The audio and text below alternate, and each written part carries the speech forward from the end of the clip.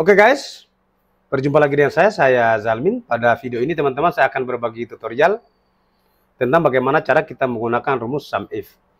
Jadi di sini saya akan bagi 4 jenis penggunaan rumus ini, dan menurut saya ini sangat penting ya untuk kita ketahui, apalagi kalau kita dalam hal pengolahan data. Oke, langsung kita masuk di tutorialnya. Teman-teman, di sini sudah ada data ya, sudah ada data yang mana data ini terbagi 2 kategori, yaitu sayur dengan buah. Nah, sekarang kita akan praktekkan dulu untuk penggunaan rumus pertama. Rumus pertama yang saya gunakan itu adalah sama dengan sum if. Saya akan mencari harga berdasarkan 2 kategori. Oke. Jadi rank yang dimaksud di sini, perhatikan rank yang dimaksud di sini berarti adalah kategori ini.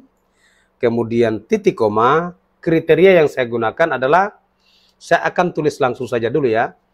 Misalnya saya akan cari harga sayur. Saya tulis saja sayur, kemudian ingat harus selalu pakai tanda kutip ya, karena pembacaan teks. Kemudian titik koma. Nanti kalau pembacaan sel tidak usah menggunakan tanda kutip. Lalu salesnya ya. Kemudian tutup kurung, enter. Jadi ini langsung diperlihatkan rumusnya. Jadi hasilnya itu adalah 12.000 untuk yang kategori sayur. Ada 3, 4.200, 5.500, 2.300. Oke, benar ya? Nah, sekarang kalau misalnya ini saya ganti dengan buah, jelas hasilnya berbeda, 800.200. Oke, sampai di sini ya, kira-kira bisa dipahami. Kemudian penggunaan yang kedua adalah saya menggunakan kriteria itu, saya langsung menggunakan nilai sel itu sendiri. Jadi dalam artian bahwa saya tidak akan lakukan kriteria itu dalam bentuk teks, tetapi dalam bentuk sel. Oke, caranya sama saja ya, sum if, kemudian rank masih sama. Kemudian kriteria di sini saya gunakan sel tadi ya, berarti saya tinggal klik saja sini, misalnya sayur, saya klik saja yang ini. Kemudian titik koma lagi, saya blok harganya, tutup kurung, enter, 12.000. Nah, kalau misalnya saya ganti A2 ini, yang ini saya ganti dengan buah, klik yang ini, maka hasilnya adalah 8.100. Bisa dipahami ya teman-teman? Nah, sekarang berikutnya penggunaan rumus yang ketiga. Di sini ada yang tandanya kosong, sini blank. Saya tetap gunakan juga rumus begitu. Jadi sama dengan sum if, dalam kurung gunakan kategori yang ini, titik koma. Kalau blank itu cukup kita menggunakan tanda kutip 2 kali. Tanda kutip 2 kali. Oke. Kemudian saya blok lagi yang ini, maka akan dihasilkan itu adalah 400.000. Oke. Kemudian berikutnya teman-teman, biasanya kan ada banyak data, hanya kita mengambil misalnya kalimat tengah, atau misalnya kalimat terakhir, huruf terakhir, 3 huruf terakhir, 4 huruf terakhir, atau misalnya 3 angka pertama, misalnya 3 angka terakhir yang kita jadikan kriteria, bisa ya kita lakukan di sini. Caranya perhatikan ya teman-teman.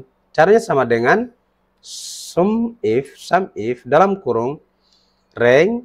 Misalnya saya akan mengambil kategori sayur, tetapi saya akan mengambil urnya saja atau yurnya saja. Dari semua yang akhiran yur itu pasti dia akan masukkan.